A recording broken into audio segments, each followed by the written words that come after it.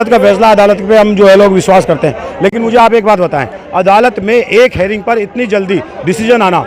19 तारीख को राहुल जी ने स्टेटमेंट दिया, 27 तारीख को जिसने मुकदमा किया था उसने अपना स्टे हटवाया और जाकर के उसके बाद आनन फानन में सदस्यता रद्द कर दी गई। आनन फानन में जो है सजा दे दी गई और सजा देने के बाद में उसके बाद सदस्यता रद्द कर दी गई एक ही दिन में, जबकि अदालत ने 30 दिन का समय दिया है।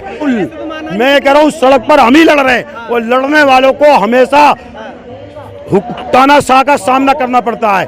ये जो केस था जिसकी बात आप कर रहे हैं, ये केस 4 साल पहले रजिस्टर्ड हुआ था और केस गलत तरीके से रजिस्टर्ड हुआ और उसके बाद जब अडानी पे सवाल उठाया गया, आज पूरे हिंदुस्तान के और पूरी दुनिया के आसमान में एक ही बात गूंज रही है, 21,000 करोड़ रुपया किसका है। और जब 21,000 करोड़ रुपए की बात पूछी गई तो तब जाकर के राहुल गांधी के खिलाफ षड्यंत्र रचा और षड्यंत्र ऐसा रचा गया, एक ही तारीख पर आपने मैक्सिमम सजा दे दी। और मैक्सिमम सजा का मतलब है आप क्रॉसफंसी कर रहे हैं, आप षड्यंत्र रच रहे हैं। और आपने को अदालत ने 30 दिन का समय दिया कि 30 दिन का आपको समय जमानत का और 30 आपको अपनी उच्च न्यायालय में अपील करने का। आप ये वेट करते 30 दिन का वेट करते, आपने अगले दिन सदस्यता खत्म कर दी। अरे साहब, अरे तानाशाह, तो ये सदस्यता रद्द का मामला नहीं है, आपको समझना पड़ेगा, ना ही ये जो है सजा देने का मामला है। ये स्पष्ट एक बात सामने आई है, 20,000 करोड़ रुपया किसका है, अभी तक तो यही समझ में आ रहा है।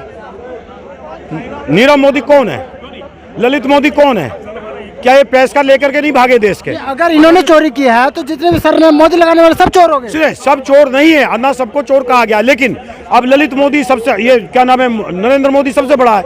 अब नरेंद्र मोदी मोदियों का समर्थन कर रहा है जो पैसा लेकर के भाग रहे हैं, तो इसको क्या कहा जाएगा। अब इन्होंने एक शगुफा और छोड़ा कि बैकवर्ड के खिलाफ है, बैकवर्ड के खिलाफ नहीं है, ना बैकवर्ड के खिलाफ कोई नहीं कहा गया। इन्होंने दूसरा शगुफा छोड़ा है कि देश के लोकतंत्र को बचाने के लिए विरोधी ताकतों से जो अपील की है, ये भी गलत कहा है। जब एक पत्रकार ने राहुल गांधी से ये कहा कि आपका लोकतंत्र खतरे में, क्या किया जाए, तो राहुल गांधी ने कहा कि ये हमारा अंदरूनी मामला, हम इसको बचा लेंगे, आप चिंता मत करो, इसको हम सुलझा लेंगे, ये कहा। इन्होंने कहा ताकतें मांग, जो विदेशी ताकतों से मांग की और पार्लियामेंट में झूठ बोला। अरे जब मेरे पे आरोप लगा रहे हो मुझे बोलने दो ना, आप मुझे बोलने की बजाय मेरी आवाज को बंद कर रहे हो, पार्लियामेंट को बंद कर रहे हो, पार्लियामेंट से मेरी सदस्यता को खत्म कर रहे हो। तो ये सारी चीज एक ही बात समझ में आ रही है कि राहुल गांधी एक बात पूछ रहे हैं कि ये जो 20,000 करोड़ रुपया ललित अडानी के कारोबार में लगा हुआ है फर्जी तरीके से, ये किसका है। इसका जवाब देने की बजाय आप राहुल गांधी जी को जो है सदस्यता को खत्म कर रहे हो। हमारा सवाल आज भी बना हुआ है, सड़क पे बना हुआ है। ये लोग पंडित नेहरू की आवाज को दबाना चाहते थे, ये विचारधारा सरदार वल्लभ भाई पटेल की आवाज को दबाना चाहती थी, इन्होंने गांधी की आवाज को दबाई। इन्होंने इंदिरा जी की सदस्यता को भी खत्म किया 80 में, लेकिन इंदिरा जी जब 80 में सदस्यता खत्म की गई तो वापसी आई, ऐसे ही हम भी वापसी आएंगे। ये जो जन सैलाब आप दिखा रहे हैं, देख रहे हैं, ये चारों तरफ जो जन सैलाब है, ये जन सैलाब अपने नेता के समर्थन में आया है और पूरे देश से आया है। और ये विचारधारा बहुत ही जल्द खत्म होने वाली है। ये विचारधारा देश के, नरेंद्र मोदी की विचारधारा देश के लिए नुकसान है।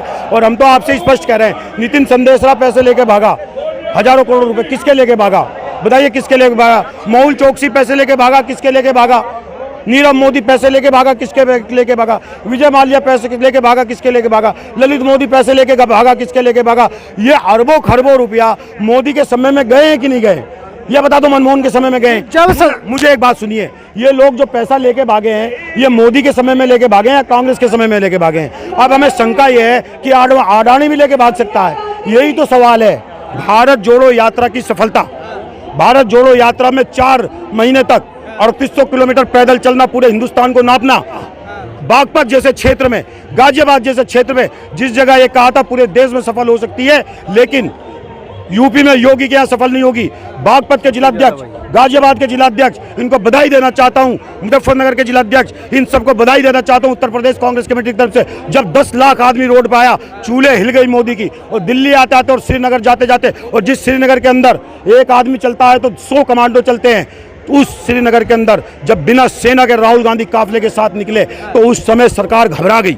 और जब इस पर, इस सफलता के साथ, इस समर्थन के साथ सवाल उठा पार्लियामेंट के अंदर, 21,000 करोड़ रुपया किसका है और मोदी के अडानी से क्या संबंध है, और मोदी इस देश की गाड़ी कमाई को विदेश में भेजना चाहता है। जब ये सवाल उठा तब तानाशाह ने आनन फानन में एक ऐसा गलत कदम उठा दिया जो उसको उठाना नहीं चाहिए था। इंदिरा वाला इतिहास इस हिंदुस्तान के अंदर दोहराने का अगर किसी ने रास्ता खोला है तो तानाशाह ने खोला है, तब जाकर के राहुल गांधी की आवाज को दबाने की कोशिश की। बताइए, दब जाएगी राहुल गांधी की आवाज? दब जाएगी राहुल गांधी की आवाज? कम पढ़ा लिखा होना गलत नहीं है, लेकिन कम पढ़ा लिखा होने के बाद अपनी डिग्री का छुपाना ये पाप है, ये अपराधी और क्रिमिनल दिमाग की सोच है। अरे मैं 8वीं पास हूं तो मैं बताऊं मैं 8वीं पास हूं?